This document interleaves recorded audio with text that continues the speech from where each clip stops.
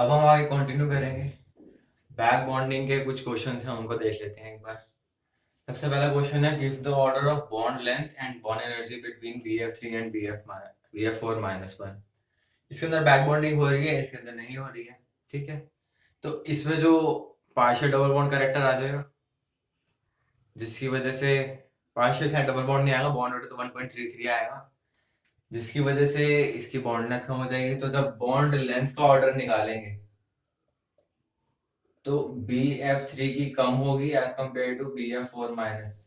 और जब bond energy या फिर बॉन्ड स्ट्रेंथ या फिर बॉन्ड ऑर्डर का हम जब ऑर्डर निकालेंगे तो वो BF3 में ज्यादा होगा एज कम्पेयर टू BF4-1। इस तरह से इसको सॉल्व करना है। आगे क्वेश्चन देखो, give the order of Lewis acidic strength for trihalides of boron. ठीक है, अब देखो बैक बॉन्डिंग की वजह से जो लुईस एसिडिक स्ट्रेंथ है और जो लुईस बेसिक स्ट्रेंथ है वो दोनों कम हो जाते हैं। ट्राई हैलाइड्स ऑफ बोरॉन, सबसे पहले BF3, फिर BCl3, फिर BR3, फिर BI3, इस तरह से होंगे। ठीक है, इसके बाद अब जैसे जैसे हम इधर जा रहे हैं वैसे वैसे जो हेलाइड है उसका साइज बढ़ता जा रहा है। ठीक है, अब यहाँ पर ट्राइहेलाइड्स ऑफ बोरॉन दे रखा है, हो सकता है डाइहेलाइड हो, उस केस में भी इसी तरह से आंसर जाएगा। तो अब मान लो मैं इसको किसी और तरह से लिखना चाहता हूँ, 2F मैंने यहाँ ले लिए, 1F मैंने यहाँ दिखा दिया, ऐसे लिख सकते हैं। तो सभी के सभी ऑप्शंस को मैं इस तरह से रिप्रेजेंट करके दिखा देता हूँ।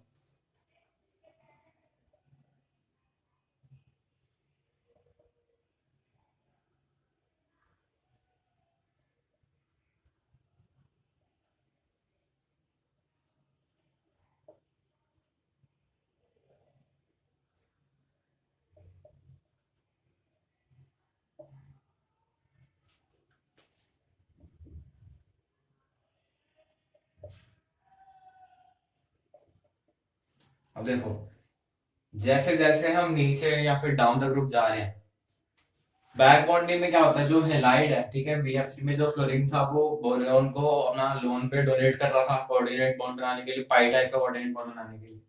तो जैसे जैसे हम नीचे जा रहे हैं साइज बढ़ता जा रहा है, तो डिस्टेंस बढ़ने की वजह से जो लोन पे डोनेट करने की टेंडेंसी है वो कम होती जा रही है। अब लुईस एसिड का मतलब क्या होता है, जो इलेक्ट्रॉन का पेयर गेन करे। अब घर वाला जो उसका है, अब घर से तो उसको लोन पे मिल नहीं रहा, तो बाहर ही जाके मुंह मारेगा। जैसे जैसे हम इधर आते जा रहे हैं वैसे वैसे ये उसके घर के मॉलिक्यूल्स हैं, ये जो फ्लोरीन है उसका घर का है। अब अगर उसको घर से नहीं मिलेगा कुछ तो बाहर जाके मुंह मारेगा। अब इसके लोन पे डोनेट करने की टेंडेंसी कम होती जा रही है क्योंकि डिस्टेंस बढ़ता जा रहा है, जिसकी वजह से इसकी जो भूख है वो बढ़ती जा रही है इनके कंपैरिजन में। इनको तो पूरा अपना लोन पे मिल रहा है, ठीक है, इसको भी कम मिल रहा है। जैसे जैसे इधर आते जा रहे हैं वैसे वैसे इसको लोन पर कम मिलता जा रहा है। तो ये कैसा आएगा, मैं लोन पर और अच्छे से लूँ, जिसकी वजह से इसकी लुईस एसिड स्ट्रेंथ बढ़ती जाएगी। ठीक है, तो बैक बॉन्डिंग की वजह से वैसे तो जो लुईस एसिड स्ट्रेंथ है वो कम हो जाती है। ठीक है, इसमें भी कम होगी। जो जैसे BI4- होगा जिसके अंदर बैक बॉन्डिंग नहीं होगी, इसमें बैक बॉन्डिंग हो रही है, इसको लोन पर मिल रहा है। ठीक है, उसके कंपैरिजन में जिसमें बैक बॉन्डिंग नहीं हो रही उसके कंपैरिजन में इसमें लुईस एसिडिक स्ट्रेंथ कम होगी। ठीक है, बट इन सब में ही बैक बॉन्डिंग हो रही है। इधर जाने पर साइज बढ़ रहा है, अब घर वाला नहीं देगा तो बाहर जाके मुंह मारेगा, जिसकी वजह से acidic strength Lewis acidic strength बढ़ती जा रही है। ठीक है, तो ये ऑर्डर हो जाएगा इसका लुईस एसिडिक स्ट्रेंथ का, डाउन द रूट जाने पर बढ़ती जाएगी। अब हमने जो साइड आइटम्स थे, ठीक है, वो चेंज करे हैं इसके अंदर, बट मान लो हम सेंट्रल आइटम ही चेंज कर दें। ठीक है, जैसे क्वेश्चन हम अलग बना दें, ये क्वेश्चन तो समझ आ गया। अब मान लो हम क्वेश्चन बना दें ट्राई हैलाइड्स ऑफ बोरॉन, नहीं, try halides of boron family कर दें। इसका मतलब क्या हो जाएगा?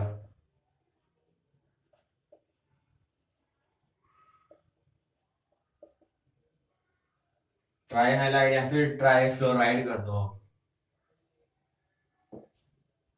क्लोराइड कर दो।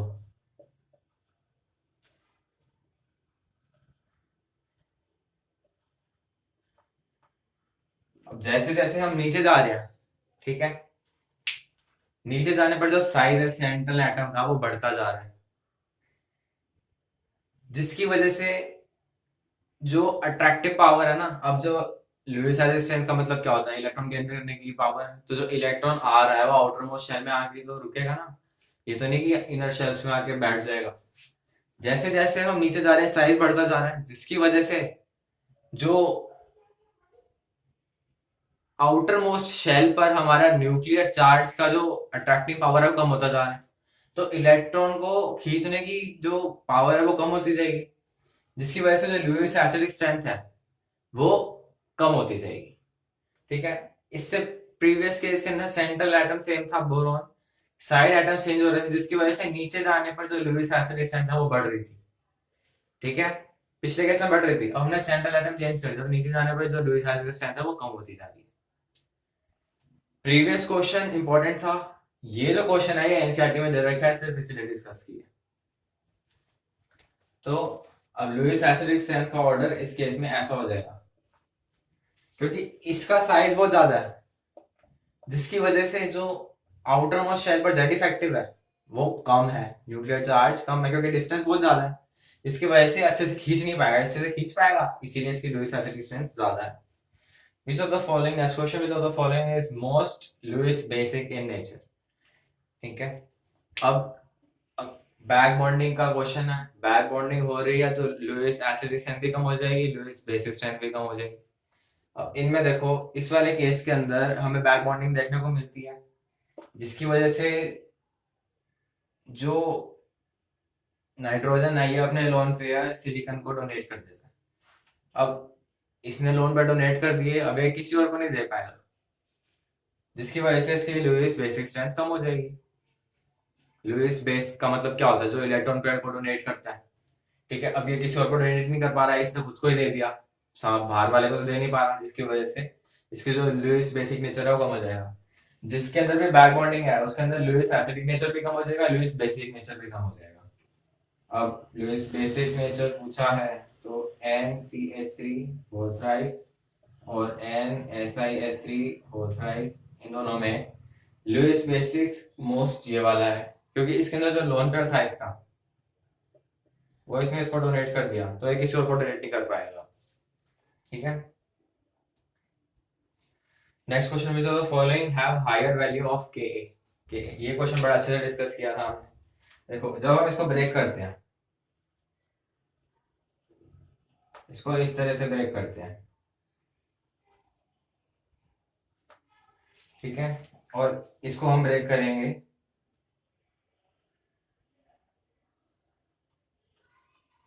अब ये वाला जो लुईस बेस बना इसके अंदर बैक बॉन्डिंग हो रही है, ऑक्सीजन के पास लोन पेयर है या फिर नेगेटिव चार्ज लोन पेयर की तरह रिप्रेजेंट कर रखा है, और सिलिकॉन के पास वेकेंट डी ऑर्बिटल है, carbon silicon, silicon third period का है, जिसकी वजह से उसके पास 3D वेकेंट ऑर्बिटल हो, इसने अपना लोन पेयर इसको डोनेट कर दिया। अब जो इंटरमीडिएट बना, ठीक है, उसके ऊपर चार्ज कम हो गया, अब जिसके ऊपर चार्ज जितना ज्यादा कम वो उतना ज्यादा स्टेबल, ठीक है ना, उसने इनर्ट गैस, अब जो जैसे कोई भी हमारे पास पीरियोडिक टेबल में एलिमेंट है, उसके ऊपर जो उसकी ऑक्सीडेशन स्टेट होती है वो किसके अकॉर्डिंग होती है? जो उस पीरियड का जो नोबल गैस होता है उसकी इलेक्ट्रॉनिक कॉन्फ़िगरेशन को अटेन करने के लिए उसका इलेक्ट्रो ऑक्सीडेशन स्टेट डिसाइड होता है। ठीक है, मतलब उसके ऊपर चार्ज आता है ताकि वो लुईस, ताकि वो, छोड़ो इसको, छोड़ो, ये बहुत ज्यादा डेप्थ में हो गया, इसको छोड़ो, चार्ज कम है ना तो ज्यादा स्टेबल है। अब इंटरमीडिएट अगर ज्यादा स्टेबल है तो जो रिएक्टेंट है वो मोर रिएक्टिव होगा, क्योंकि ये स्टेबल है, मतलब इसके अंदर से H+ का रिमूवल फेवर किया जा रहा है, जो हमारे पास एसिड था इसके अंदर से H+ का रिमूवल फेवर किया जा रहा है क्योंकि जो हमारे पास प्रोडक्ट बन रहा है वो ज्यादा स्टेबल है। ये स्टेबल क्यों है? ये भी अनस्टेबल था, ये स्टेबल हो गया। ये स्टेबल ऐसा मतलब ये अनस्टेबल था, मतलब इसमें से H प्लस रिमूव किया तो स्टेबल बन गया। अब जो जितना अच्छे से H प्लस रिमूव करेगा वो उतना अच्छा एसिड होगा, और ज्यादा अच्छा एसिड मतलब Ka की वैल्यू भी ज्यादा। तो KaSiH3OH का Ka की वैल्यू ज्यादा होगी CH3OH के Ka से। ठीक है, इस तरह से हमने ये सॉल्व करना है। अब नेक्स्ट टॉपिक है हमारा इनर्ट पेयर इफेक्ट। ठीक है, इनर्ट पेयर इफेक्ट, जैसे जैसे हम डाउन द ग्रुप जाते हैं वैसे वैसे इनर्ट पेयर, जो पेयर है वो इनर्ट हो गया, मतलब वो बॉन्डिंग में पार्टिसिपेट नहीं करेगा। इनर्ट पेयर कौन सा? NS जो है हमारे पास और बाइटल के इलेक्ट्रॉन्स, दो इलेक्ट्रॉन मतलब इलेक्ट्रॉन पेयर, वो इनर्ट हो जाता है, वो बॉन्डिंग में पार्टिसिपेट नहीं करता। अब बोरॉन ग्रुप है, बोरॉन ग्रुप का ऑक्सीडेशन स्टेट होता है +3। ठीक है, एल्यूमिनियम +3, गैलियम +3, बोरॉन +3, कार्बन का +4, नाइट्रोजन का +5, ऑक्सीजन का +6, क्लोरीन का +7।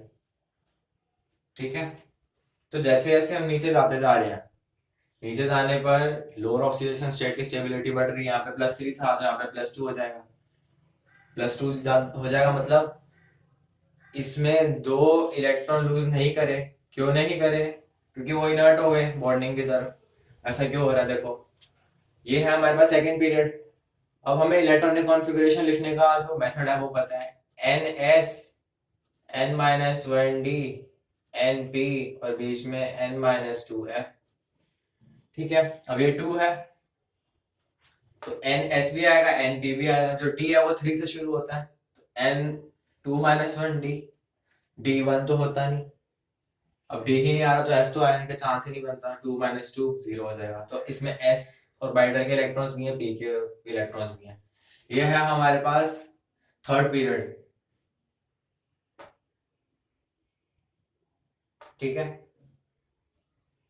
थर्ड पीरियड में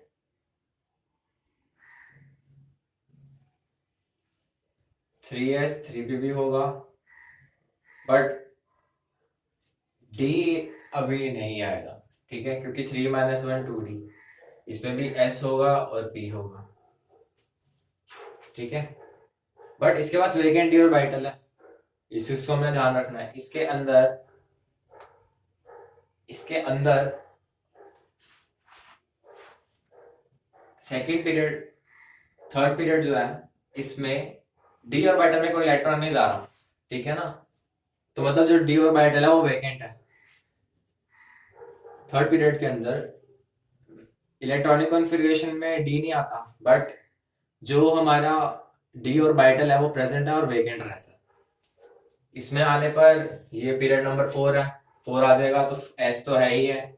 4 - 1 3D आ गया, 3D एग्जिस्ट करता है। ठीक है, 4 - 2F, 2F एग्जिस्ट नहीं करता, 4F मिनिमम होना चाहिए।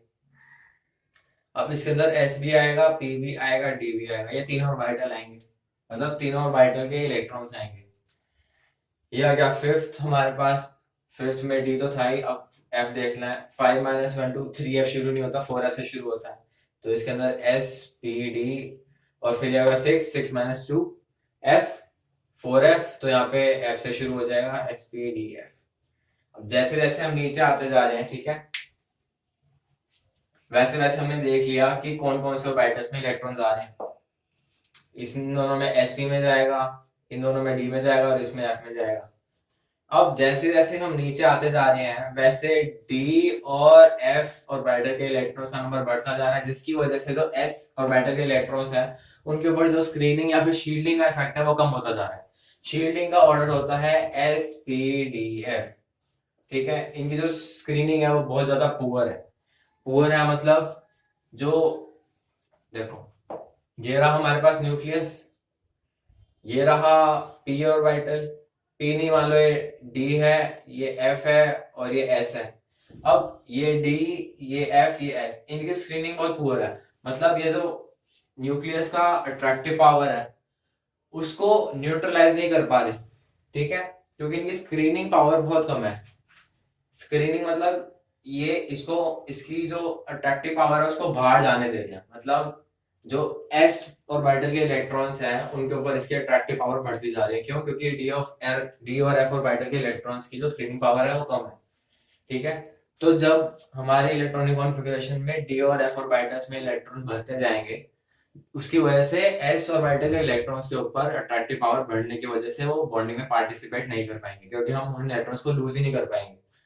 अब बोरोन है, तो बोरोन +3 ऑक्सीडेशन स्टेट शो करता है, +3, ये भी +3। अब ये जो है इसके अंदर डी ब्लॉक के डी ऑर्बिटल में इलेक्ट्रॉन्स आने शुरू हो गए तो शील्डिंग कम होने लगी, तो जो इनर्ट पेयर इफेक्ट है वो ऐसे शुरू हो जाएगा।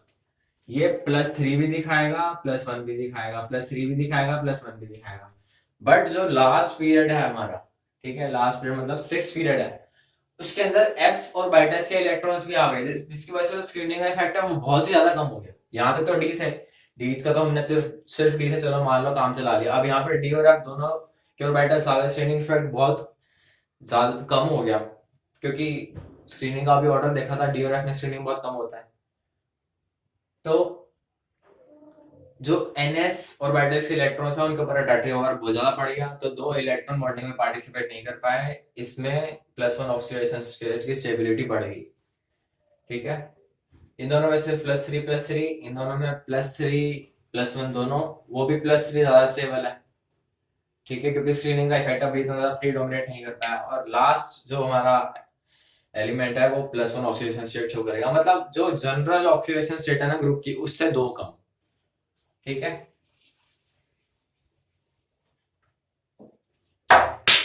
ये S, ये S, ये D और ये F। ठीक है, इस तरह से हमने याद रखना है इसको। अब ऐसे कार्बन के लिए +4 और +2 और P भी +2 में आ जाएगा, इसके लिए +5 और ये +2 +3 में आ जाएगा। ठीक है, stability of P block elements.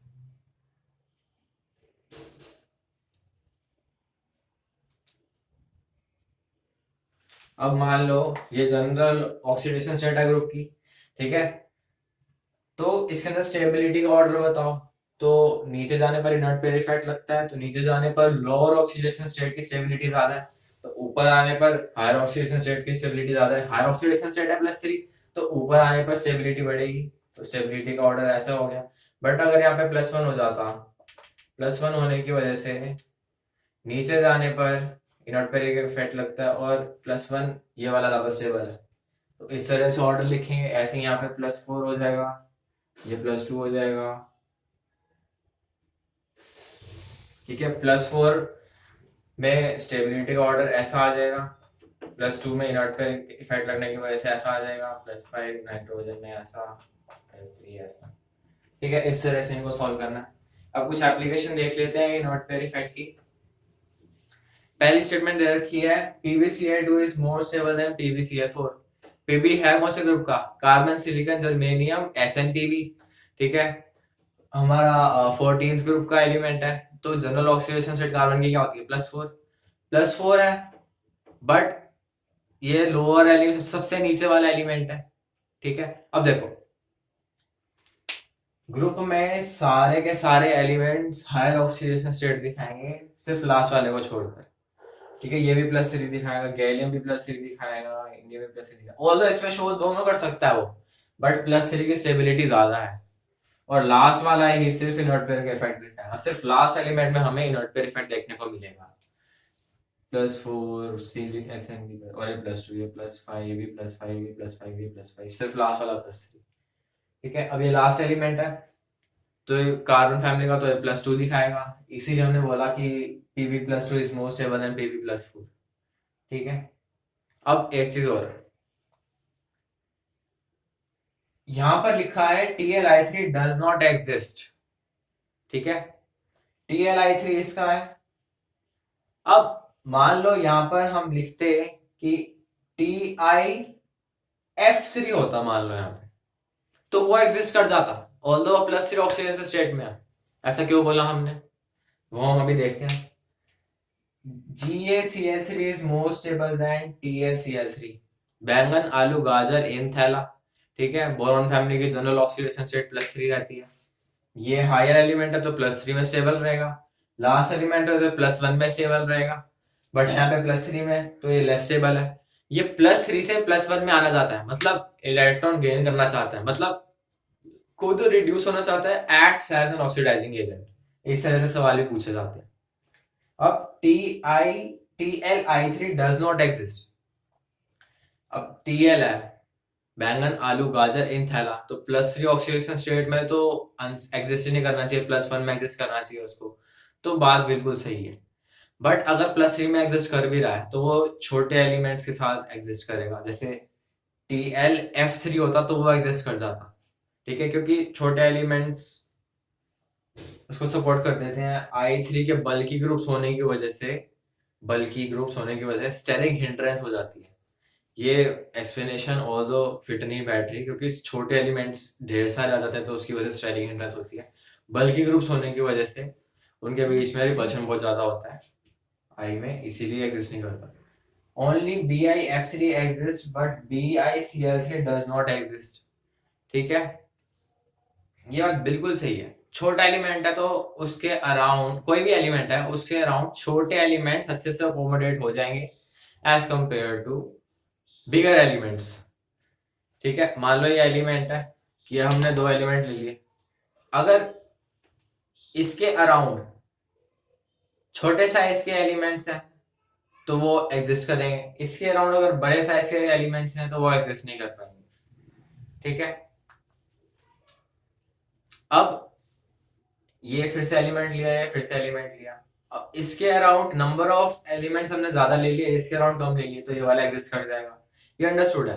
अगर number of surrounding atom same है, ठीक है, तो एटम्स हमने वो दोनों सेम लिए, सेंट्रल एटम्स, और इनके सराउंडिंग एटम्स का नंबर सेम है, तो साइज है जो वो डिसाइड करेगा कि कौन सा स्टेबल है कि नहीं, ठीक है। अब मान लो कि सेंट्रल एटम सेम है और जो सराउंडिंग एटम्स है, ठीक है, उनका साइज अलग है, तो उनका नंबर डिसाइड करेगा, ठीक है ना। जैसे सेंट्रल एटम है, सेम ले रखा है हमने, जो सराउंडिंग एटम्स है उनका साइज डिफरेंट है, ऑक्सीजन और फ्लोरीन ले लिया, ठीक है, तो जितने ज्यादा ऑक्सीजन लगेगा वो उनका डबल फ्लोरीन चाहिए होगा ऑक्सीडेशन स्टेट मेंटेन रखने के लिए, तो फ्लोरीन ज्यादा हो जाएंगे, जिसकी वजह से वो अनस्टेबल रहेगा और ऑक्सीजन वाला कंपाउंड स्टेबल रहेगा। यहाँ पे साइज का डिफरेंस था, इसलिए हमने नंबर चेंज करा। अब मान लो कि नंबर सेम है, तो साइज के डिफरेंस की वजह से हम डिसाइड करेंगे। सेंट्रल एटम सेम थे, सराउंडिंग एटम्स का नंबर सेम है, ठीक है, तो बड़े वाले एटम जो है वो रिपल्शन क्रिएट करेंगे तो वो अनस्टेबल रहेगा।